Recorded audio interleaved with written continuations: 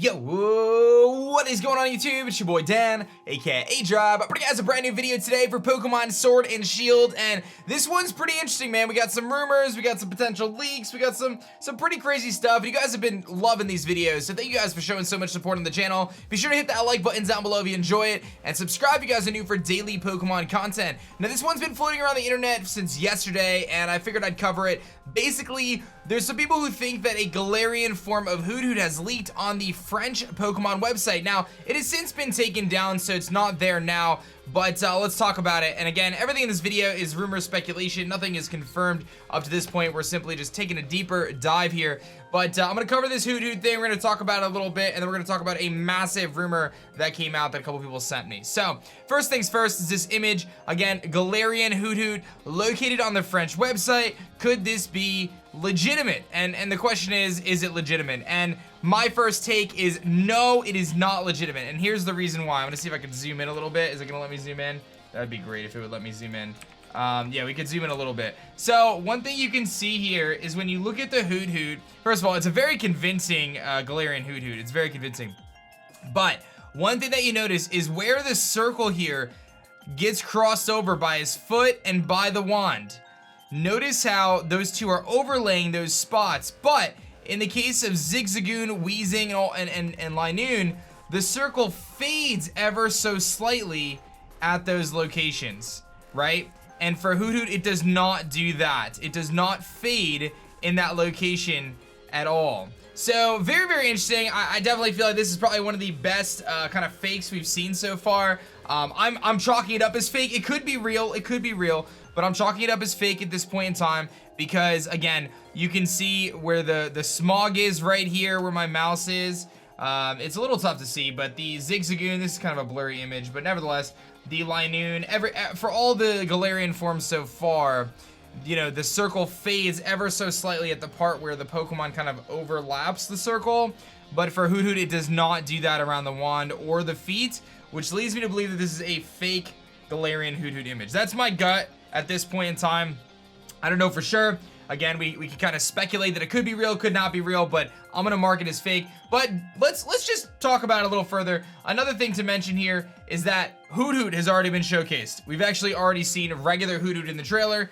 That could mean nothing, because there could be regular HootHoot and Galarian HootHoot. I mean, in Let's Go Pikachu and Eevee, you can get, you know, regular Exeggutor and Alolan Exeggutor and, you know, whatever. So, not necessarily anything. And then one thing I just wanted to mention is Pokemon World Championships is coming up. Expect news on Friday, by the way. Two different things. I think Pokemon Worlds and Gamescom are both going on Friday. So there could be two sets of news. Last time they released Crabrawler, and then I think at Gamescom they released Turtonator. So really, I'm expecting some new Pokemon on Friday, guys. So I would definitely prepare yourselves for that. I'll most likely be streaming on twitch.tv/aDrive. If you guys don't know, I stream pretty much every day. But one thing I wanted to mention is the theme for Pokemon World Championships here is like a museum kind of history type theme, which does kind of play into this HootHoot, being like a history kind of, you know, scholarly type of HootHoot. But if there's fossil Pokemon, they might get revealed. I don't know, but the theme is like fossil excavation. You can see all the little icons here, little bones and pickaxe, and very, very underground, you know, Diamond, Pearl, Platinum kind of vibes.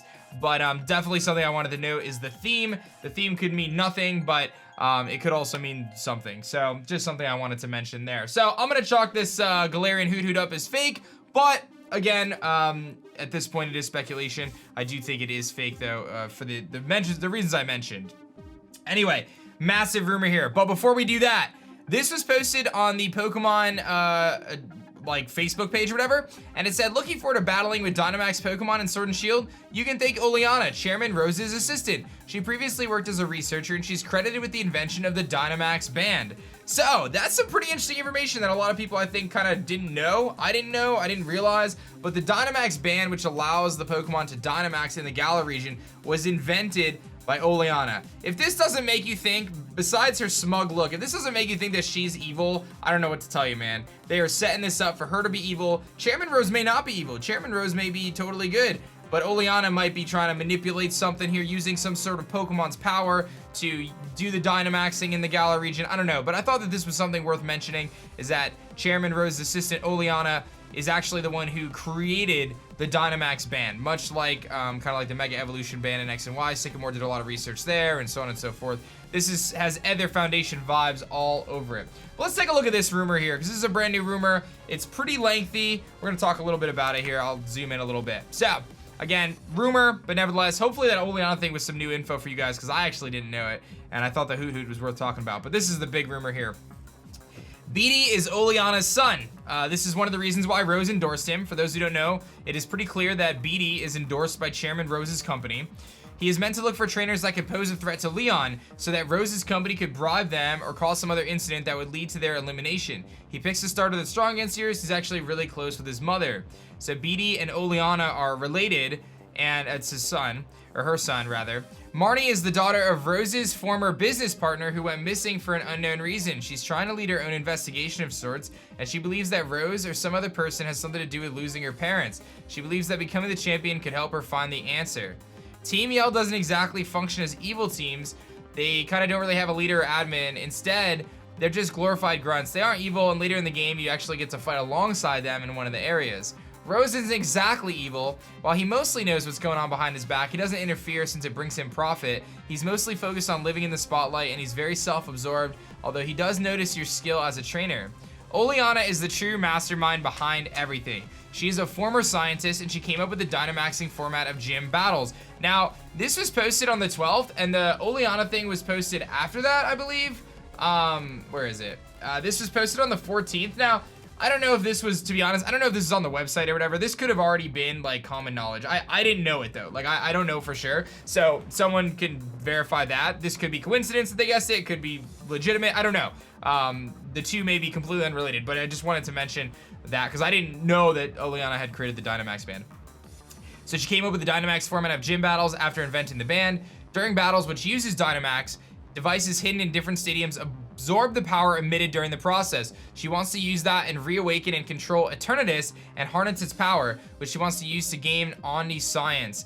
When she was experimenting with the bands, Marnie's father wanted to test them, and it ended up with him disappearing in thin air. So this actually all comes back now, right? It kind of ties back. So Oleana created the Master Band. She's using the stadiums to gather energy from these Dynamaxing Pokemon so that she can ultimately control the third legendary Eternatus and use that for her kind of own scientific gain. And then Marnie's father disappeared because of some testing that went on. Leon is a fraud. He is a talented trainer, but he wouldn't be where he is without Rose, who made him the icon that he is to promote himself first and foremost. He's a nice guy, isn't plotting anything. He decided to take the chance since it was a once-in-a-lifetime opportunity. So Leon's good, but he's not the unbeatable trainer everyone thinks he is. He's kind of boasted up by this corporate kind of, kind of fog. And he took the chance because he has an opportunity to be something super special, a legend in the Galar region. Hop takes on the gym challenge to get out of his brother's shadow. He doesn't want to be known as the champion's brother. When he learns about Leon and Rose's deal, he becomes upset and tries to break into the league to confront them, which gets him in trouble and he gets suspended from the league. Sonia is seen as a threat by Rose's company due to knowing Leon really well because she was his rival, though she isn't actually aware of the situation. Throughout the journey, she can be found doing research for her grandmother. She gave up on being a trainer after she lost her partner Pokemon, when she first learns of Rose's actions, she assumes that it was his doing, but it's later revealed that it wasn't Rose that caused her to lose her partner Pokemon. When you become the champion, she gets to go on her own adventure, and she's one of the trainers that may challenge you. So perhaps when you do a, the title defense like they did in Alola and Ultra Sun and Moon, perhaps you'll actually battle Sonia down the road. One of the last major characters that hasn't been revealed yet is Clovis, who is a battle commentator and blogger. He is generally the second biggest celebrity behind Leon, and he's known for his eccentric antics. His partner Pokemon is Rotom, and he even gives you one when you first meet him. He has pale skin, a blonde undercut, and wears purple trousers and gray padded wool coat. He's Nessa's boyfriend. In fact, he was originally going to be a gym leader specializing in electric types, but he decided to pass up and proposed Rose to make Nessa the gym leader instead. So apparently there's another character that we don't know named Clovis, who is a commentator and blogger, which I feel like fits the vibes, right? There's like big stadiums and there's sponsorships, all stuff. We are missing kind of a commentator vibe, so if this is real, that's awesome. If it's not real, that's a really good idea. And then the last part here, my face cam's cutting off a little bit, but I'll read it anyway. The actual evil organization is the Codex organization, which is presented as a group of historians researching the region's history and lore. They can actually give you jobs at first, and they're spotted around the historical sites around the region. Their leader is Iriel, who is a university professor himself. they secretly work with Oleana to reawaken Eternatus. However, after that happens, their leader has a change of heart. He decides to help you, telling you the legendary Pokemon of your version is the only one that can handle Eternatus. After you beat Oleana and Eternatus, Iriel goes on a quest to find the other legendary in effort to secure it and make sure that nobody with bad intentions ends up controlling it. You'll be able to catch older legendaries with his help. So, this is a very interesting rumor. It's very plot-based. Generally, when we get rumors, they're typically not plot-based. They're typically like, hey, you're getting Galarian HootHoot, right? But I thought that this one was very interesting because while when you're first reading it, you kind of going through a circle and you're like, wait a minute, this is really kind of a lot here. But I feel like it comes back around. You kind of understand the main idea here. So whether or not this is real, a couple things to note. Again, we do know that Oleana did invent the Dynamax band. So I think she's evil, dude. And I really think that there's a possibility. I'm not saying this rumor is true, but I think there's a possibility that it could be true.